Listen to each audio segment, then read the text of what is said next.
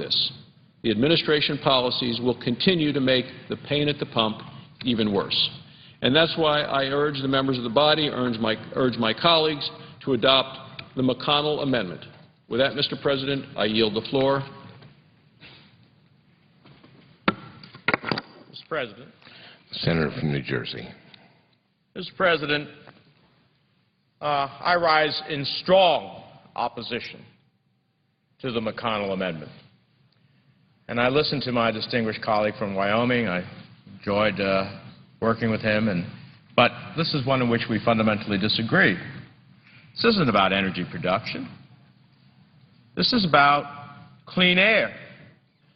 And this amendment is a blatant attack on the Clean Air Act.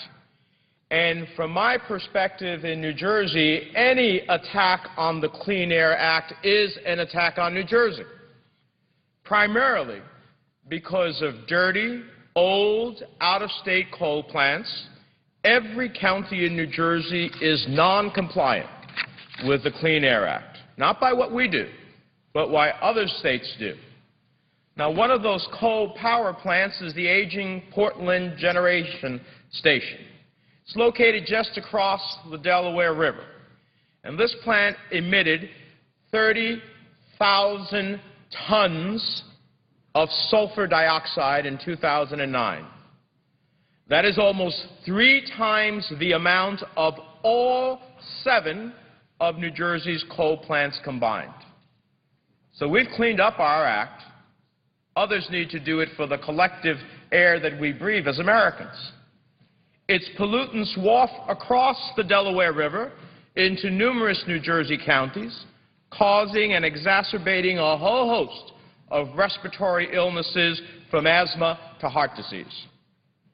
If not for the Clean Air Act, my state or any other state similarly situated would not have been able to petition the federal government to stop the pollution that this Pennsylvania plant spews into New Jersey's air. Just last week, New Jerseyans received some good news.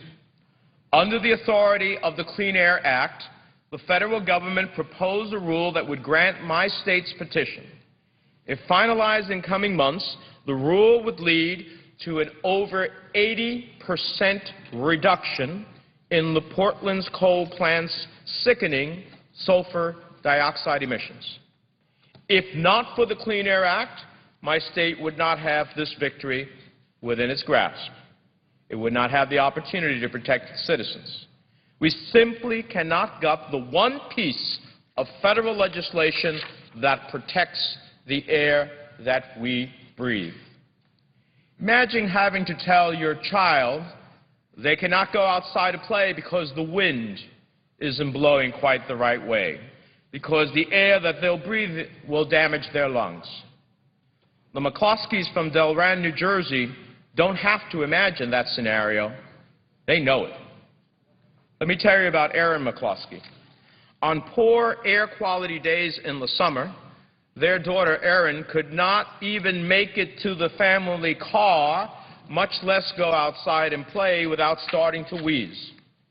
Family activity began to revolve around trips to the doctors, treatments, and stays at the hospital. It was a severe economic hardship on the family, not just because of costs, but also because all of these trips made it difficult for Erin's mother, Natalie, to hold down a job. The McCloskeys are not alone. 4-year-old Christian Aquino of Camden, New Jersey, suffers from severe asthma. He takes 6 different medications a day to control asthma attacks. But still his mother, Iris, lives with the constant fear that an attack is around the corner. On bad air days, they avoid going outside. And when on the highway and traffic, the windows are kept closed. 14-year-old Samad Bathayer of Elizabeth, New Jersey, also suffers from severe asthma. He's been on daily steroid medication to control his asthma for 3 years. And if he skips a day, his lungs start to falter, and he can't catch his breath. His mother, Sharon, realized that pollution in their old neighborhood was triggering attacks and had an opportunity to move the family. Since that move, Samad has been doing much better, but he still requires daily medications. These children are part of a sobering national reality, a New Jersey reality. Their days revolve around inhalers, steroids, and constant anxiety over when air pollution will trigger another severe asthma attack. According to the National Centers for Disease Control and Prevention, each year, over 10,000 New Jerseyans are hospitalized due to asthma attacks triggered by air quality problems. Thousands of sick days are taken each year in New Jersey by either asthmatics or parents of asthmatics, which yields consequences for the New Jersey economy. Asthma attacks triggered by air pollution cause scores of premature deaths in my state each year.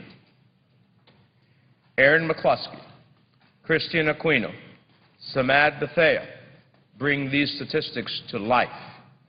While the causes of their asthma are many, air pollution is their common trigger. The Clean Air Act directly impacts their health, their quality of life, and even the ability of their parents to keep a job. For them and for thousands of children like them, weakening the Clean Air Act will mean more days sequestered in their homes and emergency rooms and those visits to those emergency rooms.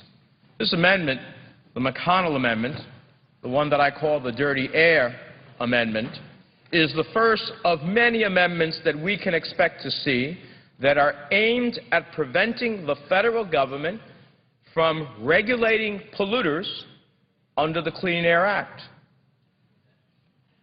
Caring about children's health means not allowing polluters to place profits ahead of people, ahead of the well-being of our children. And I mean all children, no matter their race, ethnicity, or class. Low-income and minority Americans continue to be disproportionately exposed to pollution that's harmful to their health. A recent analysis showed, for example, that two-thirds of U.S. Latinos, about 25.6 million Americans, live in areas that do not meet the air quality standards under the Clean Air Act.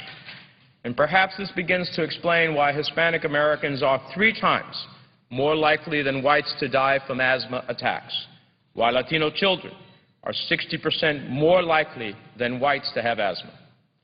Low-income and minority Americans will also be disproportionately affected by the impacts of climate change. Let's be clear. The scientific consensus is overwhelming. Climate change will increasingly create more frequent and more extreme storms, more violent and sustained heat waves, meaning more costly and dangerous floods and droughts. Hotter summer days will mean more ozone formation and more bad air quality days. In this way, climate change directly endangers all of us, our children, and our children's children. But changes in weather patterns and increasingly extreme weather events also result in indirect effects. The security of our food supply will be at risk due to more frequent heat stress. The security of water supplies will be at risk due to droughts. For all of these reasons, scientists agree that climate pollution endangers public health and welfare. That's well understood. And we can curtail these risks by regulating climate pollution. But no. Big polluters want to kick the can down the road. They want to pretend they aren't polluting. Big polluters want to pretend these risks aren't real. They want the McConnell Amendment to pass so they can continue business as usual. So this is not about energy, because if the New Jersey coal-fired plants can ultimately reduce their emissions by 80%, it's a question of an investment. They're still producing energy, Mr. President. 9.2 to 3 million people in the state, they're producing energy. But the reality is they're doing it in a cleaner way. That's what this issue is all about. We must not allow polluters to set our priorities. How many children in New Jersey or in other parts of the country that face the reality of dirty air? How many children are we willing to have deathly ill in order to allow polluters to continue to spew toxins in our air that we collectively breathe. And doing so risks not only our health and that of future generations, it risks the promise of a green economy built on green energy jobs, energy efficiency innovations, and reduced waste and pollution. So I urge my colleagues to stop the effort to gut the Clean Air Act. I urge my colleagues to defeat this amendment. Let's make sure that we bequeath to future generations the ability to have an air that ultimately we can collectively breathe, that doesn't sicken our families and doesn't undermine our collective health. With that, Mr. President, I yield the floor and observe the absence of a quorum. Clerk will call the roll. Mr. Akaka.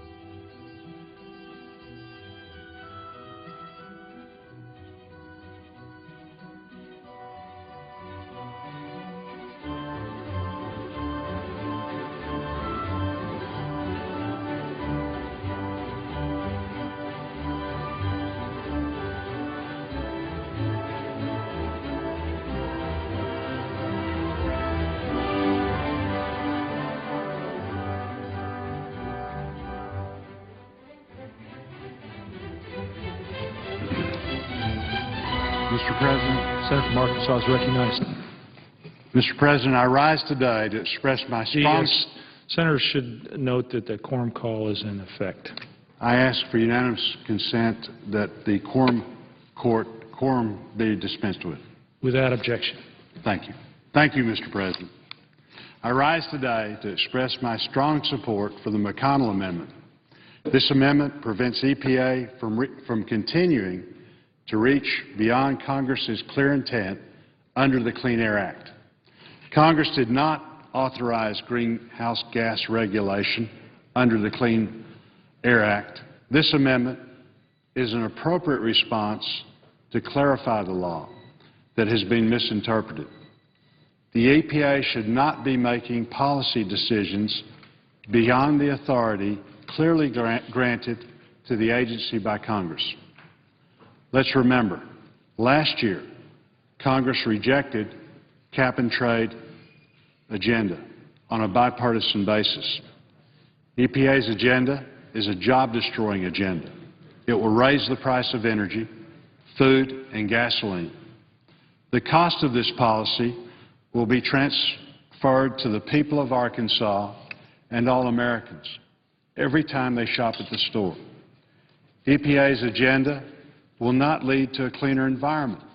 American manufacturing will be hurt, and our manufacturing capacity will be replaced by foreign competitors with weak environmental standards. This amendment will allow individual states to keep existing policies in place by permitting them to regulate emissions as they see fit. This amendment also enables the EPA to focus on the important purposes of the Clean Air Act, which I strongly support. The Clean Air Act must be used to protect the public from harmful pollution.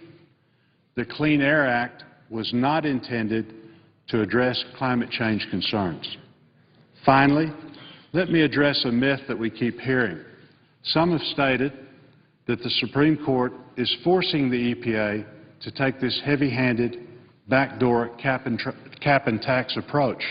This is wrong. The Supreme Court stated that the EPA can decide whether greenhouse gases endanger public health and welfare. Many senators believe the Supreme Court's interpretation of the law is wrong. Yet EPA made a political decision based on the Court's ruling to expand their jurisdiction far beyond what Congress intended. This amendment will correct that action. Others have stated that this amendment would permanently eliminate the EPA's authority to regulate greenhouse gases. This is also wrong. No policy is permanent unless it is part of our Constitution, and even the Constitution can be amended. We can enact this amendment and still have a debate in this body about needed policy changes in the future. Finally, let me quickly address some of the alternatives to this amendment that have been suggested. Some of my colleagues have suggested delaying the EPA's actions by 2 years. Others have suggested that one sector of the economy or another should be exempted from EPA's unnecessary and burdensome rules. I would suggest that these proposals do not provide the cover that some senators want. Bad policy is bad policy, whether carried out this year or 2 years from now. Our job creators need certainty. Restraining the EPA for 2 years will not provide the certainty they need to invest and create more jobs. Exempting one sector of the economy is also not enough. There is no excuse for protecting just one sector while watching Americans in other sectors lose their jobs to foreign competitors. At the moment, our priority must be job creation, protecting our industrial and manufacturing sectors, and keeping gas and food prices low.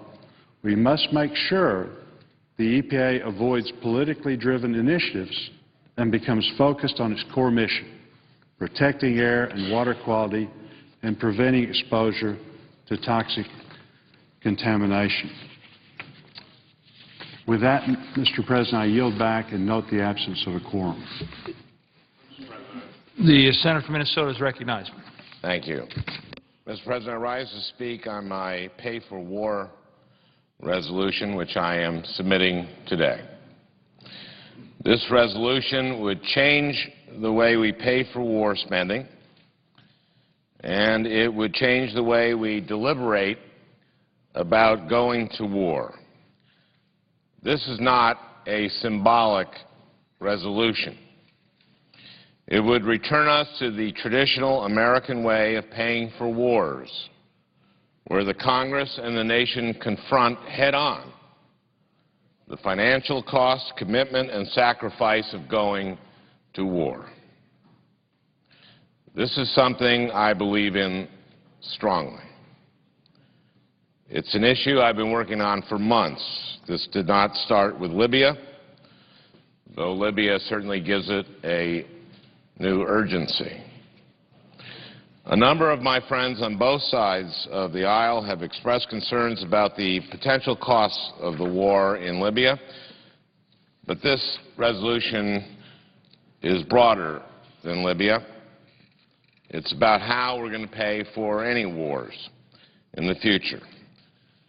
The resolution seeks to reestablish a fiscally responsible way of paying for our wars. It's fiscally responsible because it would require that war spending be paid for or offset, as we say here in the Senate. It's also morally and politically responsible because it would reestablish the connection between the citizenry of the United States and the costs of going to war, a burden that is now shared solely by the men and women of the military and their families, while the rest is passed on to future generations in the form of debt. The last 10 years, our wars have been paid for by borrowing, mostly from China and other countries willing to finance our debt, and by giant emergency spending bills. That's unusual in American history, and frankly, my resolution is aimed to make sure it stays unusual.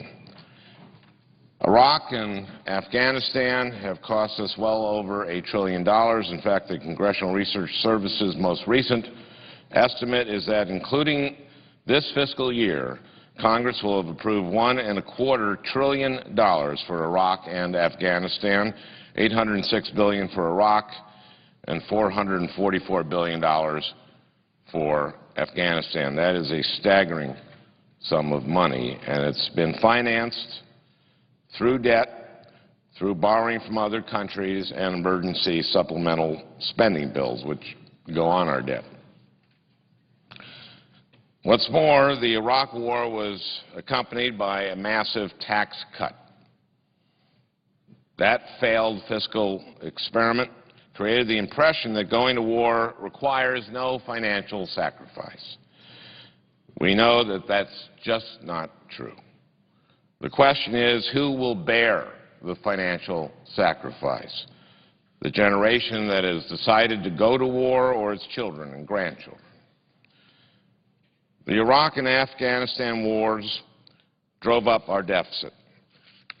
They didn't single-handedly create our deficit problem, but they made it much worse. And if we're going to fix our deficit problem, rejecting how we finance those wars must be part of the solution. We have to ensure that the manner of funding by borrowing of the Iraq and Afghanistan wars remains an anomaly in American history. And that's why my resolution, that's exactly what my resolution seeks to do.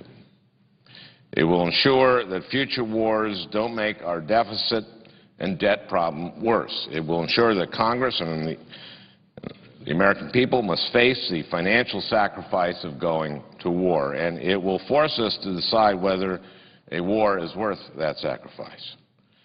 A huge gap has grown between the majority of the American people and the small proportion who serve in the military. So much sacrifice has been asked of them and their families, and yet so little of the rest of us. My resolution will reconnect those who serve and our larger society. The Obama administration has taken an important step in seeking to reduce reliance on emergency spending bills and instead budget for war through the regular budget process. They've included an overseas contingency operations account over and above the budget for the day-to-day operations of the Defense Department. That account is where you now find our war funding. But the improvements of the Obama administration has made are not enough. The momentous decision to go to war deserves a way of paying for those wars that matches the seriousness of that decision. Overseas contingency operations should be paid for. Thus, my resolution simply says that if there is a new overseas contingency operation requiring new funding beyond the defense base budget, that funding must be offset. It does not specify how that offset is to be found, leaving it up to Congress to decide. Different people have different ideas. Some may propose spending cuts, others may propose revenue increases, or a combination of the two. But the bottom line is that Congress must find a way to pay for the costs of new wars that we decide to undertake. More specifically, this pay-for-war resolution creates a point of order so that any senator can object to a legislative proposal that allows for spending on new overseas contingency operations that is not deficit neutral. But it has some flexibility. First, it allows the costs of war in a given year to be offset in over 10 years. Because of how the budgeting process works now, spending cuts must be found in the same year of funding as the war spending, but if need be, any offset on the revenue side can be spread out over 10 years. My resolution also allows the offset requirement to be overridden by a vote of 60 senators. So if 3/5 of us deem it important enough to spend on an overseas contingency operation without paying for it ourselves, that can happen. I believe this fully addresses any concern that people might have about unduly tying the hands of the President or of the Congress, for that matter. If there were a genuine emergency that required immediate military response in the short term and that couldn't be covered by the base defense budget, my resolution would not tie our hands. Any true emergency would certainly motivate enough of us to vote to waive the point of order. Similarly, if at a particular time our economic circumstances made it especially ill-advised to offset the spending on a war, we would be able to waive or override the offset requirement with 60 votes here in the Senate. Let me talk briefly about how this resolution handles Iraq and Afghanistan. Unfortunately, we are where we are on Iraq and Afghanistan, and this resolution is not meant to drive policy on those wars. It is forward-looking.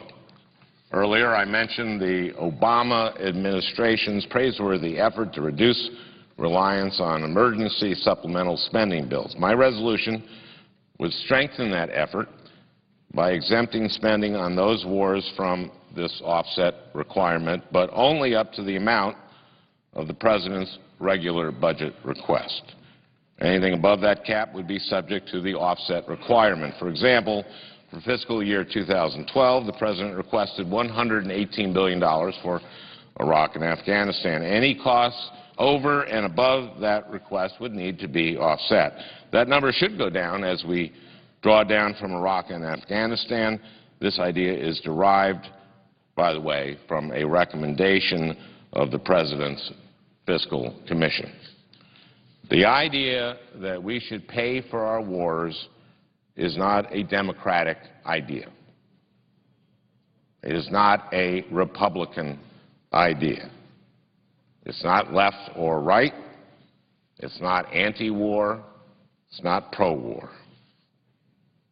Just common sense. That's why my resolution has garnered expressions of support from a diverse range of organizations and defense and budget experts. It's supported by the Center for American Progress Action, by the Bipartisan Policy Center, and by the Committee for a Responsible Federal Budget.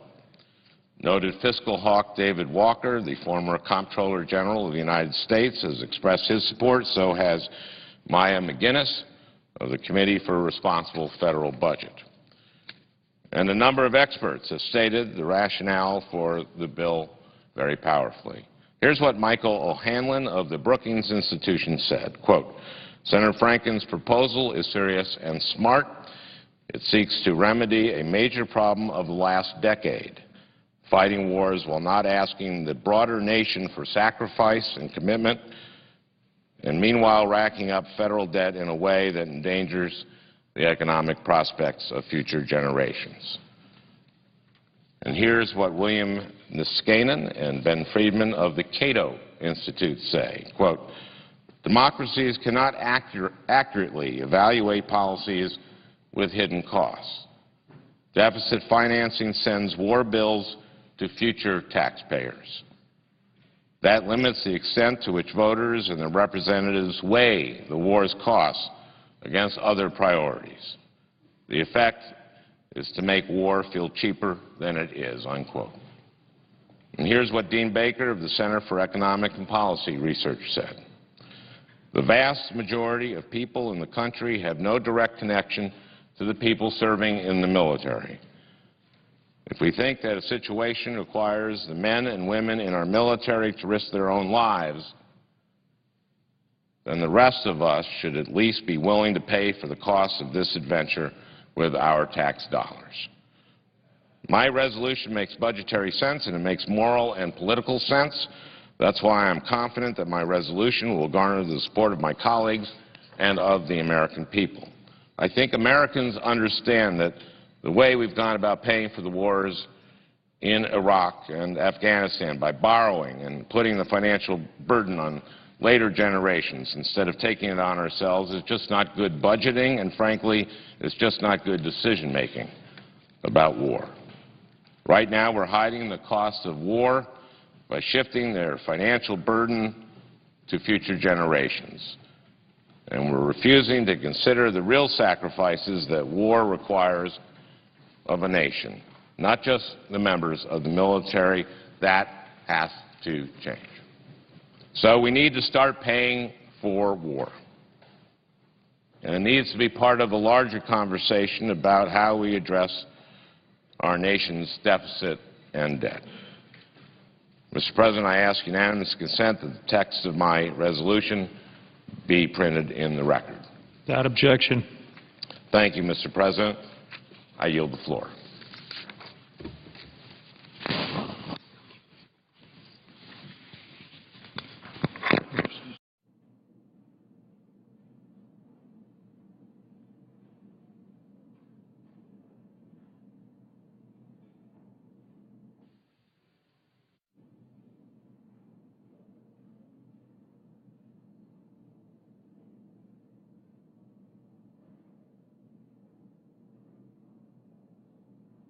President. Senator from Alabama is recognized. Mr. President, I'd like to speak just a few moments on behalf of the McConnell-Inhofe amendment. I thank them for their leadership in dealing with the governmental regulation of carbon dioxide, the amendment number 183. I just want to share a few thoughts about a matter that's important to me. I served several years as a ranking Republican on the Judiciary Committee. I'm interested in our legal system and how it works. And I have to say that the Supreme Court ruling that resulted in the situation we're in today is a classic example of how unelected officials, not just judges, but really unelected officials, bureaucrats, contrary to the democratic Republican ideals on which this country was founded, ideals that require accountability, that require responsibility, that allow the American people to hold their officials responsible and accountable for what they do, how this whole process has resulted in a situation that is dramatically contrary to the ideals of the American founders and American people today. For this reason alone, I believe the McConnell-Inhofe Amendment should be passed, because we're talking about a situation in which unelected governmental employees, bureaucrats, employees, public servants, whatever you want to call them, are systematically going about regulating every emission of CO2 in the country under a very attenuated theory. And they were never given the explicit authority to do so. They will, under the power they've been given, have the ability to regulate your automobile, the heating unit in your home, hospitals, businesses, cities, and anyone else that utilizes carbon fuels to produce energy that their family and business and city depend on. This is what it's all about. How did it happen? What occurred here? Well, 40 years ago, Congress passed the Clean Air Act. At that point in time, Congress was clearly focused on how to clean up the atmosphere. Smog and pollutants and particulates and nitrogen oxides, sulfur dioxide, mercury, all these products were being emitted into our atmosphere and were affecting the health and well-being of Americans, particularly in cities, and Congress took action to contain that, and it has helped produce a much cleaner atmosphere than we've ever had. Actually, I don't say ever had, but certainly in modern times, pollutions were far worse 30 years ago, 40 years ago than they are today. Our atmosphere has far less dangerous pollutants in it, and to that extent, that act was very successful.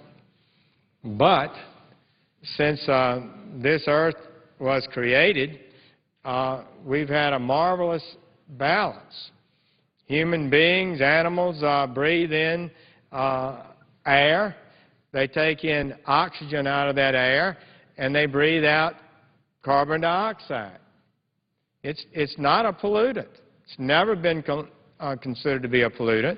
Plants, as you know from your basic high school classes, breathe in carbon dioxide and emit oxygen.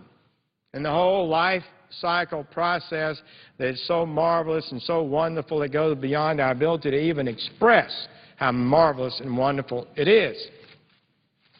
Well, centuries and centuries and millennia ago, plants in the world sucked in carbon dioxide and were buried under the ground, and this carbon dioxide was trapped with the plants and became coal and oil and gas.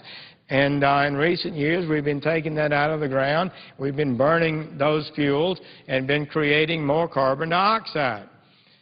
And after the Clean Air Act passed, after it became law, because at the time it became law, nobody realized we had the potential danger of a warming planet. Congress never thought when they passed the Clean Air Act, never had the slightest idea that thousands of bureaucrats would be able to take that act that they passed and control every home, every business, every city, every hospital in America. So what happened? Well, the concern over global warming arose. Whatever people believe about that, the concern certainly is out there, and many people believe it's a serious threat. Others think it's not so serious. But at any rate, a lawsuit was filed. That's what we have so much of, you know, in this country. People file lawsuits, especially on environmental issues, and they said, well, the planet is warming. And one reason it's warming is because there's a global warming gas, CO2, that's being emitted more today. We're digging it out of the ground and we're re-emitting it back into the air. And this is a danger to us. And we believe it's a pollutant now. We call CO2, this plant food, this naturally occurring substance in our atmosphere, is now a pollutant because the planet's warming, Supreme Court. What do you say? We say it is, and the EPA should be required to regulate it. And by a 5-4 decision, the Supreme Court seemed to say, but with not much clarity, that EPA should examine this, and if it's a pollutant, they should regulate it. Because that's what they said the statute meant. Well, first of all, I don't think the statute meant that. I agree with the 4 judges who dissented. I believe Congress never had any intent whatsoever to give EPA the ability to control the emission of CO2 all over America. I have no doubt of that. And it's not in the statute in any way that provided any clarity for the Supreme Court to say that. I suspect it was a product of activism. Judges got excited about the claim several years ago, actually less so today, of the danger of CO2 to global warming, and they wanted to see it happen, and they just interpreted the statute that way, but not really too clearly. So now the Environmental Protection Agency is setting about to do so, and it's a major intervention by the United States government in every aspect of American life. It has the potential to drive up costs for individual Americans as they heat their homes and drive their cars, to place a real burden economically on the American economy, and to put us in a bad situation economically. So, what the McConnell-Inhofe Amendment does is, it says, wait a minute, Congress didn't approve that. We don't want to do that. We don't want EPA regulating CO2 all over the country unless we direct them to do so, unless we, the elected representatives, decide that it ought to be done. And this decision ought not to be executed by 5 out of the 9 members of the Supreme Court with lifetime appointments, utterly unaccountable to the American people, or thousands, tens of thousands of governmental employees, public servants, bureaucrats in the Environmental Protection Agency. They don't get to do it either. It's our responsibility. If we're going to impose a massive regulatory burden on every American in this nation, this Congress ought to decide when and how and under what circumstances it should be done. We have people in this Congress and this government who act like we have no control over it. Supreme Court rule. EPA is issuing regulations. Well, why don't you do something about it? Oh, that just happens. We don't have any responsibility. It's not our responsibility. Don't blame me. You don't like it? Well, it wasn't my fault. I didn't pass the Clean Air Act 40 years ago. I wasn't on the Supreme Court. I'm not an EPA bureaucrat. But we're the United States Congress, the Congress of the United States of America, accountable to the American people. It's a question of constitutionalism. It's a question of separation of powers.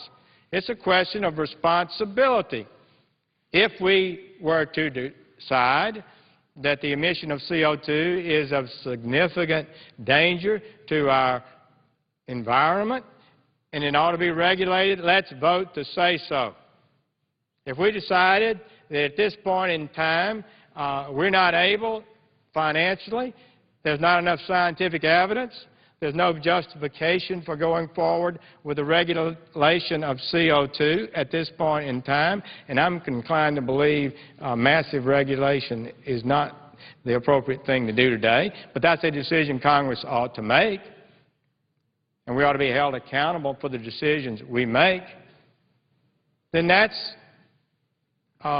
the way our country was set up to conduct issues of importance. And I got to tell you, this is a big issue. If it's before the Senate, it would take, we should have tremendous debate weeks of debate because it's going to be hundreds of billions of dollars in cost, trillions of dollars in cost if we set about to regulate all CO2 in America. It just is. I don't see how it can be disputed. And we act like we're washing our hands of it. Supreme Court didn't make a policy decision that this was the right thing to do. That's not their role. In fact, they would deny that's what they did.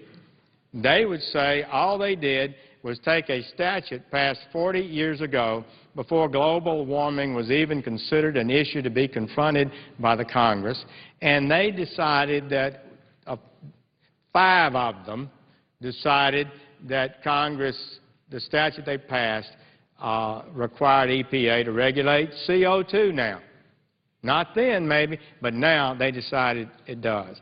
4 of the judges on the Supreme Court said, no, Congress, if they did not expressly say that, they clearly had no intention of doing that, and it shouldn't be imposed on America. But the 5 won, and now an unelected group of American employees are setting about to regulate where we are. We do not need to do that. American people should not allow this to happen. They should demand that their Congress be responsible for what it does when it opposes such a monumental cost on the economy and American citizens, and that's our responsibility. The McConnell-Inhofe legislation faces up to that squarely. It says that we're not going to allow this circuitous route of interpretation of statutes to result in one of the most massive governmental intrusions in American life to occur. It ought to be a matter of public debate, intense debate, national discussion before such things happen. I salute my colleagues for offering the amendment and urge my colleagues to support it. I thank the Chair and would yield the floor. And note the absence of a quorum. Clerk will call the roll. Mr. Akaka.